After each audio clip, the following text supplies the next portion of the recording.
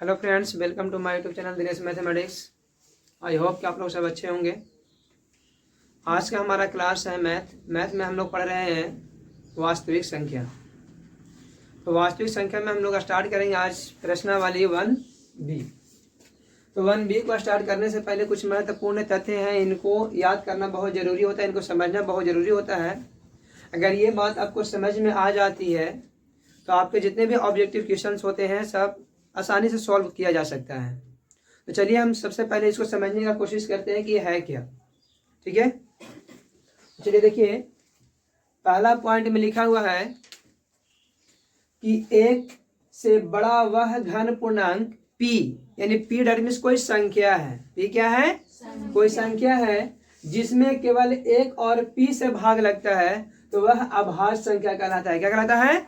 यानी p को हम अभाज्य संख्या कहेंगे कब? जब उसमें केवल एक और p से भाग लगेगा तब। यानी अभाज्य संख्या को डिफिनेशन हम कर सकते हैं कि अभाज्य संख्या वैसी संख्या है जिसमें केवल एक और अपने आप से भाग लगे। एक और अपने आप से भाग लगता है तो उसको हम लोग बोलते हैं अभाज्य संख्या। तो पहला क्वेश्चन समझ में आ गया होगा। जैसे में यहाँ पर एग्जाम्पल दिया जाए तो 2 हो गया, 3 हो गया, 5 हो गया, 7 हो गया, 11 हो गया, 13 हो गया, ये सब जितने भी संख्या और भी संख्या है ना, ये जितने भी संख्या है सब में एक और केवल अपने आप से भाग लगता है और किसी भी संख्या से भाग नहीं लग सकता है। तो इसीलिए इन सभी संख्याओं को हम लोग बोलते हैं अभाज्य संख्या। क्या बोलते हैं? चलिए अब देखते हैं दूसरा पॉइंट को। बोल रहा है प्रारंभ की कुछ अभाज्य संख्या, यानी स्टार्टिंग के कुछ अभाज्य संख्याएं हैं, उनको देखिए। 2 है, 3 है, 5 है, 7 है, 11 है, 13 होगा, 17 होगा, ये सब क्या है? अभाज्य संख्या है। स्टार्टिंग में कुछ अभाज्य संख्या है। उसके बाद बोल रहा है एक ना तो अभाज्य है ना यौगिक संख्या है। एक ना तो अभाज्य संख्या होता है और नहीं यौगिक संख्या होता है, क्योंकि एक में केवल एक से ही भाग लग सकता है। तो अभाज्य संख्या कहते हैं एक और अपने आप कम से कम 2 बार कटना चाहिए, और ये करता है एक ही बार, इसलिए ये तो अभाज्य नहीं होगा। अब यौगिक संख्या में एक और अपने आप के अलावा और भी कोई संख्या से भाग लगना चाहिए, तब उसको बोलते हैं यौगिक संख्या। तो एक में केवल एक से ना भाग लगता है, इसलिए क्या है? ना तो अभाज्य है और नहीं भाज्य। भाज्य को ही यौगिक कहते हैं। क्लियर हो गया? अब तीसरा पॉइंट देखिए, चौथा पॉइंट, अभाज्य की संख्याएं अनंत है। अभाज्य संख्या जो होती है उनकी संख्या अगर कही जाए तो अनंत होती है। ठीक है। अब इसमें बोला है कि 2 सबसे छोटी और एकमात्र समअभाज्य संख्या है। 2 जो है सबसे छोटी अभाज्य संख्या तो है ही, लेकिन एकमात्र समअभाज्य संख्या है। यानी 2 के अलावा और कोई समअभाज्य संख्या नहीं मिलेगा। 2 के अलावा और कोई भी ऐसा संख्या नहीं है जो समअभाज्य है, यानी सम भी है और अभाज्य भी है। तो 2 देखिए, 2 सम संख्या है कि नहीं है, और अभाज्य संख्या भी है, क्योंकि 2 में एक और केवल 2 से ही भाग लगता है, तो एक और अपने आप से नहीं करता है। तो 2 एकमात्र समअभाज्य संख्या है। और क्वेश्चन यहाँ भी ये भी आ सकता है कि सबसे छोटी अभाज्य संख्या कौन है, तो 2। यह भी क्वेश्चन आ सकता है कि एकमात्र समअभाज्य संख्या कौन है, तो भी होगा आंसर 2। अगर कह दिया जाए कि सबसे बड़ी अभाज्य संख्या तो अनंत है, वो क्या है? क्योंकि यहाँ पर बोला गया है इनकी संख्या कितने हैं? अनंत है। कोई डाउट? अब आगे बढ़ते हैं। 5वां पॉइंट बोलता है कि ए और बी सहअभाज्य कहलाते हैं। ए और बी सहअभाज्य कहलाते हैं यदि उनका मसा कितना होना चाहिए? 1 होना चाहिए। यानी 2 संख्या दिया हुआ है, 2 संख्याओं को सहअभाज्य कब कहेंगे? जब उनका मसा यानी महत्तम समापवर्तक 1 होगा। कितना होगा? 1। तब बोलेंगे वो दोनों क्या है? सहअभाज्य संख्या है। क्लियर हो गया? अब अगला पॉइंट हम लोग देखेंगे, 6ठा। बोलता है कि धन पूर्णांक जो अभाज्य नहीं है, धन पूर्णांक है लेकिन वो अभाज्य संख्या नहीं है, तो उसको कहा दिया जाता है यौगिक संख्या। यौगिक कह लीजिए या भाज्य संख्या कह लीजिए। आप यौगिक भी बोल सकते हैं या भाज्य भी कह सकते हैं, कोई डाउट नहीं है। अगला है अंक गणित का मूलभूत परिमेय से। अंक गणित का मूलभूत परिमेय से क्या कहता है, उसको ध्यान सुनिएगा। प्रत्येक यौगिक संख्या को, जितने भी यौगिक संख्या है, जितने भी यौगिक संख्या यानी भाज्य संख्या है, तो बोला प्रत्येक यौगिक संख्या को अभाज्यों के गुणनफल के रूप में अद्वितीय ढंग से व्यक्त किया जा सकता है। जैसे यहाँ पर कुछ लोगों को समझ में नहीं आ रहा होगा तो देख लीजिए साइड में इसको समझा रहे हैं। मान लिया जाए कि मेरा 100 जो है से अभाज्य यौगिक संख्या है। 100 क्या है मेरा यौगिक संख्या है। अब कह रहा है कि इसको अभाज्य संख्याओं के रूप में व्यक्त कर सकते हैं। जैसे कि आप लोग क्या करते हैं, देखिए 2 से भाग लगाते हैं, इसको कितना बार मिलेगा 50। फिर 2 से लगाएंगे तो 25। फिर लगाएंगे आप 5 से 5 फिर 5 से 1। तो अब इस 100 को आप इस तरह से भी लिख सकते हैं 2 गुने 2 गुने 5 गुने 5 ऐसे लिख सकते हैं ना। तो ये जो 2 गुने 2 गुने 5 गुने 5 है, क्या ये सब अभाज्य संख्या नहीं है? अभाज्य संख्या है ना। तो इस यौगिक संख्या को हम अभाज्य संख्या के रूप में व्यक्त कर सकते हैं कि नहीं? कर सकते हैं। तो इस तरह से व्यक्त किया जा सकता है। तो ये वाला पॉइंट भी आपको समझ में आ गया होगा। 7वां पॉइंट। अब चलते हैं पॉइंट नंबर 8वां में बोलता है संख्याओं को सर्वनिष्ठ अभाज्य गुणनखंड के सबसे छोटी घात। सर्वनिष्ठ मतलब क्या? जो मान लिया जाए कि मेरे पास 2 संख्या है, 2 संख्या में सर्वनिष्ठ कहने का मतलब ये होता है कि जो दोनों में मौजूद हो, जो अभाज्य संख्या दोनों में मौजूद हो। समझ में आ रहा है? जो अभाज्य संख्या दोनों में मौजूद हो। तो यही बोलता है कि सर्वनिष्ठ, सर्वनिष्ठ माने जिसको हम लोग वह निष्ठ भी कह देते हैं, यानी दोनों में जो मौजूद है। सर्वनिष्ठ अभाज्य गुणनखंडों के सबसे छोटी घात का गुणनफल, जो छोटी घात होगा उसका गुणनफल मसा होता है। गुणनफल क्या होता है? मसा। और उनके सभी अभाज्य गुणनखंडों में प्रत्येक माने सभी के सबसे बड़े घात वाले, सबसे बड़े घात वाले को घातों का गुणनफल जो होता है वो कहलाता है लसा। यानी छोटे घातों का गुणनफल मसा और बड़े घातों का गुणनफल लसा कहलाता है। कोई दिक्कत है? नहीं। समझ में आ गया? Yes sir. आगे बढ़ते हैं पॉइंट नंबर 9। ध्यान समझिएगा। मसा ए बी यानी कोई 2 संख्या है, कोई 2 संख्या है, उनका मसा और उनका लसा, दोनों संख्याओं का मसा और लसा का गुणनफल दोनों संख्याओं के बराबर होता है। सपोज कि यहाँ पर मेरे पास 2 संख्या ए और बी है, ए और बी। तो ए बी का मसा और ए बी का लसा जो आएगा उन दोनों का गुणनफल ए बी के गुणनफल के बराबर होता है। अब इसको कुछ हम लोग देखते हैं, उदाहरण द्वारा समझते हैं। ठीक है। सपोज कि मेरे पास कोई 2 संख्या आप ले सकते हैं, चाहे जो भी लेना चाहते हैं आप ले सकते हैं। तो हम ले लेते हैं, मान लीजिए 12 और 18। मेरे पास ये 2 संख्या है। तो बोला जा रहा है कि 12 और 18 का मसा और लसा का गुणनफल ये 12 और 18 के गुणनफल के बराबर होना चाहिए। इसका मतलब यही ना है। तो चलिए इसका हम मसा और लसा निकालते हैं। तो मसा निकालने के लिए और लसा निकालने के लिए तो बोलबे किया है कैसे निकालना है। तो सबसे पहले इसको अभाज्य गुणनखंड आप लोग कीजिए। तो अभाज्य गुणनखंड अगर 12 का करते हैं तो कितना मिलेगा आपको? 2 गुने 3, यही ना मिलेगा। 2 गुने 3। अब 18 का कीजिएगा आप तो 2 गुने 3 मिलेगा आपको, यही ना मिलेगा। अब कहता है कि अब इसको घात में व्यक्त कर दीजिए। तो 2 का स्क्वायर हो गया और यहाँ 3 का स्क्वायर, 3 का पावर तो होगा नहीं है, फिर भी तो 1 है ना। अब यहाँ चलिए 2 गुने 3 का पावर कितना? 2। अब देखिए मसा निकालना है। क्या निकालना है? मसा किसका? 12 और 18 का। तो बोला है कि सबसे छोटे घातों का गुणनफल। अब देखिए सर्वनिष्ठ ये दोनों मिल रहा है कि नहीं मिल रहा है? इसमें ये भी मिल रहा है, लेकिन ये पूरी तरह से नहीं मिल रहा है। इसमें 2 को 2 है, इसमें 1 को 2 है, इसमें 3 को 2 है, इसमें 1 को 3 है। तो ये दोनों में न्यूनतम घात किसका है? कम घात किसका है? इसका है। तो ये वाला ले लेंगे। आ रहा समझ में? Yes sir. अब ये दोनों में चलते हैं तो न्यूनतम घात किसका है? इसका है। तो ये वाला ले लेंगे। तो कितना आ गया? 3 दूनी 6। यानी मसा तो निकाल लिया ना। अब निकालेंगे लसा, लघुत्तम समापवर्तक है ना। 12 और कितना? 18।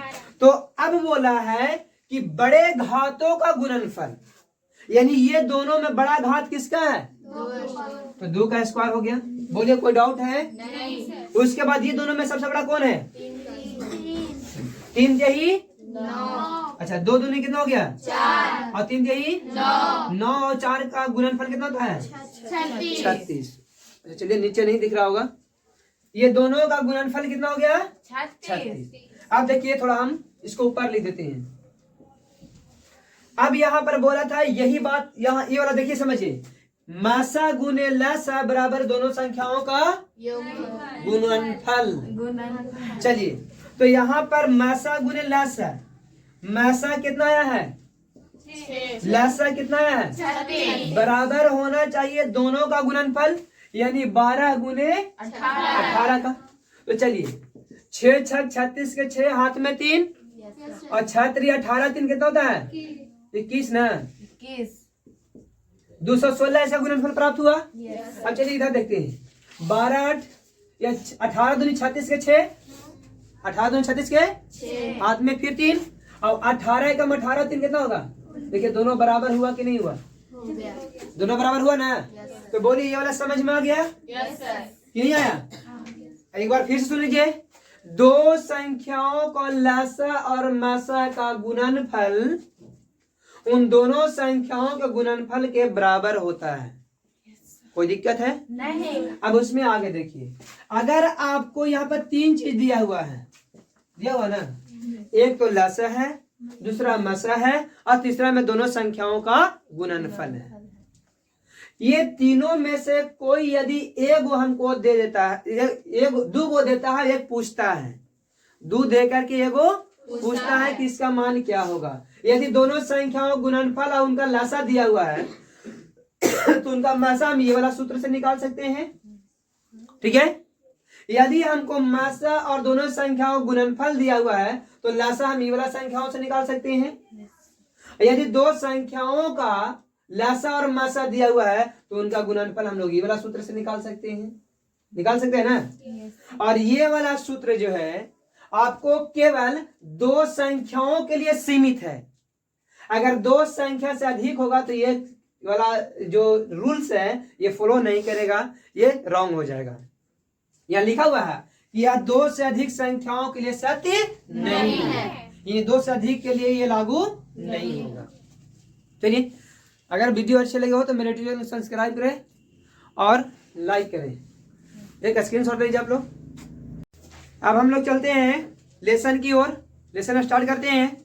तो पहला क्वेश्चन है, धन पूर्णांक p अभाज्य होगा यदि p में केवल 1 और p से भाग लगे। वही ना होगा जी? एक और केवल p भरा जाएगा। रिक्त स्थान को पूर्ति करने इसमें 1 और p भरा जाएगा। क्या भरा जाएगा? 1 और p। दूसरा है डॉट डॉट डॉट संख्याओं का अभाज्य के गुणनफल के रूप में व्यक्त किया जा सकता है। यौगिक संख्या को ना? किस संख्या को? यौगिक संख्या को। अगला है तीसरा पॉइंट, 2 पूर्णांक a और b सहअभाज्य कहलाएंगे यदि उनका मसा कितना होगा? 1। कितना होगा? 1। तो ये वाला में 1 भर दीजिएगा। अब चलिए यहाँ दिया हुआ है पहला का चौथा, पहला का चौथा क्वेश्चन है, मसा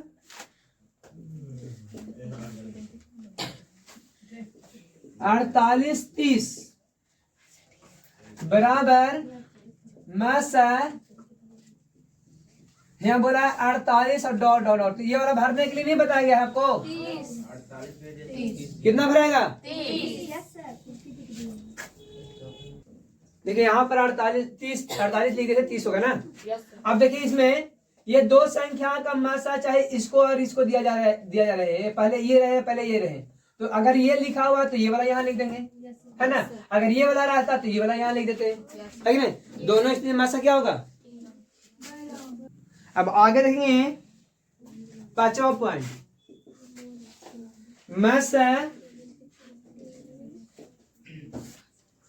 ए बी गुने लसा ए बी दिया हुआ है, तो बराबर में क्या होता है? हम अभी बताए, जस्ट बताए थे कि ये दोनों का लसा गुने मसा, ये दोनों संख्या गुणनफल के बराबर आ गया। कोई दिक्कत है? चलिए अब आगे देखिए, दूसरा में है कि निम्नलिखित गुणनखंडों में अज्ञात संख्या को लिखे। चलो क्या क्या है देखिए, दूसरा का पहला, यहाँ पर ए लिखा हुआ है, इधर लिखा हुआ है बी, इधर दून है जी, और यहाँ पे लिखा हुआ है बी, ठीक है। उसके बाद फिर दो लिखा हुआ है, यहाँ लिखा हुआ है सी, फिर लिखा हुआ है दो, यहाँ लिखा हुआ है 17। तो बोल रहा है कि यहाँ यहाँ यहाँ क्या भराएगा ये बताइए। तो देखिए ये दोनों का गुना यहाँ भराएगा, ये दोनों का गुना यहाँ भरा जाएगा, ये दोनों का गुना, तो 17 दूनी 34 दूना 78 ना जी, 68 ना होगा। अब 68 दूना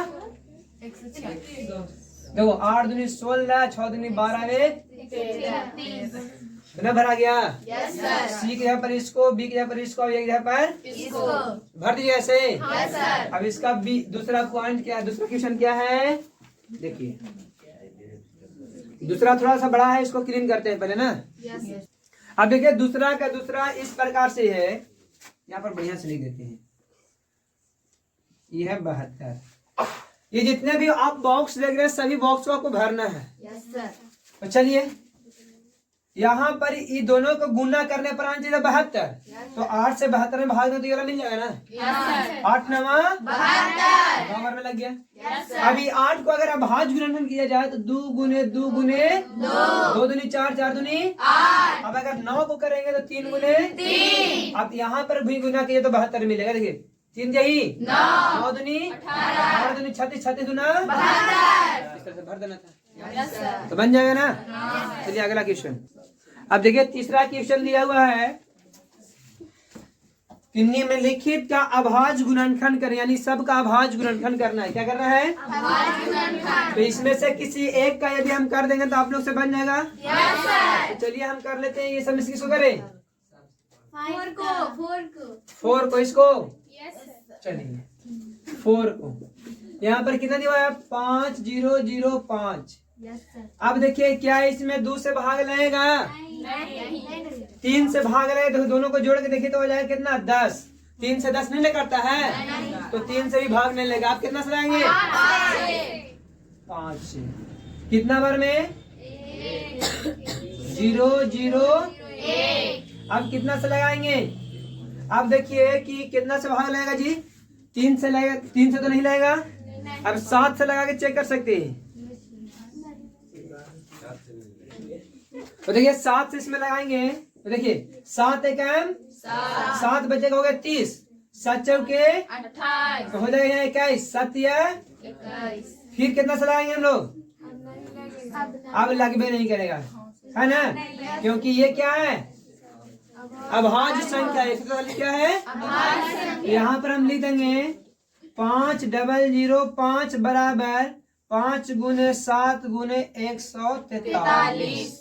ये आपका आंसर हो गया। तो इस तरह से कर लीजिएगा आप लोग। चलिए स्क्रीनशॉट ले लीजिए आप लोग।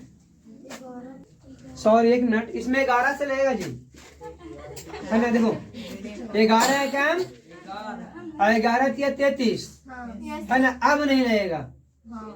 5 0 0 5 बराबर फिर 13 से लगा दीजिए एक बार में। अब चलिए 5 गुने 7 गुने 11 गुने 13, ये होगा आंसर। ठीक है। क्वेश्चन नंबर 4 में है अभाज्य गुणनखंड विधि से निम्नलिखित के मसा और लसा निकाले।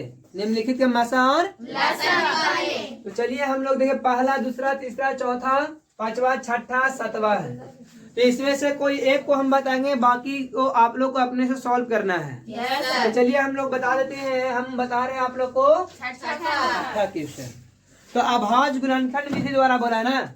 तो चलिए लिख लेते हैं यहाँ पर छठा। पहले 540 का अभाज्य गुणनखंड निकालेंगे, फिर 805 का निकालेंगे, फिर 990 के निकालेंगे। चलिए निकाल के बताइए कितना कितना होगा से। देखिए यहाँ पर आपका दिया हुआ है सभी का अभाज्य गुणनखंड निकाला हुआ है। तो हम लोग से क्या क्या पूछा था निकालने के लिए? लसा और मसा। तो आप लोग को बताया है कि सबसे कम घात वाला। अच्छा इस सब में कौन मिल रहा है? देखिए ये तो मिल रहा खाली ऐसे, ये केवल 5 है ना, सब में है? Yes sir. और कोई है सब में? नहीं। तो लिख देंगे 2 है सब में, इनमें है 2 नहीं ना है? यहाँ लिखेंगे मैसा कितना कितना का 540 805 990 990 बराबर कौन कॉमन हुआ इसमें केवल? 5। ठीक हो गया। अब लिखेंगे लसा बराबर 540 805 990 बराबर अधिकतम घात वाला। तो 2 का अधिकतम घात कितना होगा? स्क्वायर 3 अधिकतम 3 भरना है जी। Yes sir. 3 की क्यूब। अब 5 अधिकतम एक के बार सब में आया है। Yes sir. फिर और कोई आया है? नहीं। 11 भी आया एक बार, और उसके बाद 1 सर।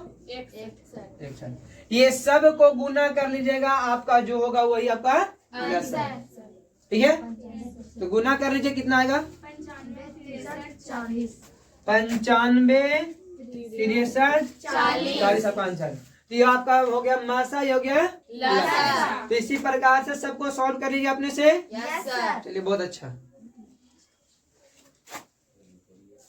अब क्वेश्चन नंबर 5 देखिए, 12,576 और 4,052 का अंक गिनतीय के मूलभूत परिमेय से मैसा ज्ञात करें। फिर मैसा की सहायता से लसा निकालना है। तो पहले एक बार क्या निकालना है, फिर निकालना है। तो आप बताइए कि आप लोग को यहाँ पर बोला है क्या, अंकगणित के मूलभूत परिमेय, डेट मीन्स आपको अभाज्य गुणनखंड के रूप में व्यक्त करना है, और बस इसी प्रकार से निकालना है जो अभी निकाले थे। नहीं निकल जाएगा? निकल जाएगा। उसी प्रकार सेम बन जाएगा ना? Yes sir. और लसा गुने मैसा बराबर ए गुने बी बताए थे ना? Yes sir. तो ये सूत्र पर बैठा के लसा निकाल देना है। लसा बराबर बताए थे दोनों संख्याओं का गुणनफल बटा में क्या रहेगा, उन दोनों का मैसा। तो निकल जाएगा वो क्या, लसा निकल जाएगा। अब आगे देखते हैं इसका दूसरा, अभाज्य गुणनखंड की प्रक्रिया 96 और 404। चलिए दूसरा है, अभाज्य गुणनखंड की प्रक्रिया से 96 और 404 का मैसा निकालें। अभाज्य गुणनखंड प्रक्रिया से 96 और 404, तो बोलिए अभाज्य गुणनखंड विधि से मैसा निकाल लीजिएगा। यस नहीं निकलेगा? निकल जाएगा। उसके बाद क्या बोला, फिर इनका लसा निकाले, फिर वही बात है, निकल जाएगा ना लसा। उसके बाद यदि 306 और 657, यदि 306 लसा वही है, लसा 306 और कितना 657 बराबर कितना दिया हुआ है? 22 33 22 33 8 है। तो मैसा निकालना है जी। मैसा 306 और 657 का क्या होगा? तो आप लोग अच्छे से जानते हैं, मैसा बराबर दोनों संख्याओं का गुणनफल बटा लसा। तो आपको मैसा हो गया कितना कितना का 306 657 बराबर 306 गुने 657 बटा 22 33। अब इसको हल तो करने आता होगा आप लोग को, हल करके जो भी आएगा वही आपका क्या हो जाएगा, आंसर हो जाएगा। क्लियर है? तो इस प्रकार से आपको 5वां तक सभी क्वेश्चन को सॉल्व हो गया। अब क्वेश्चन नंबर 6 देखते हैं। क्वेश्चन नंबर 6 देख लीजिए आप लोग अच्छे से, इसको समझिएगा। जांचे कि क्या किसी प्राकृत संख्या n, किसी प्राकृत संख्या n के लिए 4n के अंत में 0 आ सकता है। चलिए देखिए, 0 आने के लिए इसका यदि अभाज्य गुणनखंड करेंगे तो अभाज्य गुणनखंड में 2 और 5 आएगा तो 0 होगा, क्योंकि 2 और 5 मिलकर 10 बनता है ना, 5 दूनी 10, तो 0 आ गया ना अंत में। अगर 2 और 5 के लाए में कोई आ गया, 5 नहीं है तो 0 नहीं आएगा। तो इसका 4 का पावर n बराबर, तो प्राकृत संख्या ना बोला है, क्या बोला है? तो n का मान हम लोग 1 2 3 4 5 कुछ भी रख सकते हैं। Yes sir. तो चलिए 4 का पावर 1 4 ना रहेगा। यस इसका भाज गुणनखंड 2 गुने 2, 4 का पावर फिर 2 लीजिए तो 4 चौके, 16। फिर इसको 2 गुने 2 गुने 2 गुने 2, फिर लेते हैं 3 तो कितना हो जाएगा 64। तो 2 गुने 2 गुने 2 गुने 2 गुने 2 गुने 2। तो देखिए इसका हम अभाज्य गुणनखंड कर रहे हैं तो केवल हमको 2 ही ना मिल रहा है, यस। और अंत में शून्य आने के लिए 2 और 5 दोनों आना चाहिए। 2 और 5 दोनों तब जाके इसके अंत में 0 कहीं होगा, अन्यथा 0 नहीं होगा। इसीलिए बोलेंगे कि इसके अंत में 0 नहीं होगा। उसी तरह से उसका अगला है, अगला कितना है 15 15। 15n। तो 15n में 3 और 5 नहीं मिलेगा, 2 और 5 मिल रहा है, नहीं। 2 और 5 नहीं ना है। अब इसको जितना करना से 2 कर लीजिए तो 2 बार इसको कर देना है, 2 बार करना होगा इसको में, यही ना। अगर यहाँ पर 3 करते हैं तो ये काम कितना बार करना होगा 3 बार कर दीजिए। तो इसमें 2 और 5 मिल रहा है का कहीं पे, नहीं। केवल या तो 5 मिल रहा है और इसमें केवल 2 मिल जा रहा है। तो और रहना चाहिए था 2 और 5 तब ना 2 और 5 10 होता है, 5 दूनी 10। Yes sir. लास्ट में 0 मिल गया, लेकिन इस स्थिति में कहीं पे 0 मिलेगा, नहीं। इसका भी आंसर क्या हो जाएगा नहीं। खत्म। तो ये लेसन आज क्या हो गया है, समाप्त हो गया। अब हम लोग अगले वीडियो में अगला लेसन लेकर आएंगे, ठीक है। तब तक के लिए धन्यवाद। अगर वीडियो अच्छे लगे हो तो मेरे यूट्यूब चैनल को सब्सक्राइब करें, अपने दोस्तों के पास जरूर शेयर करें ताकि वो भी इस वीडियो को देख सके और फायदा उठा सके। Thanks for watching.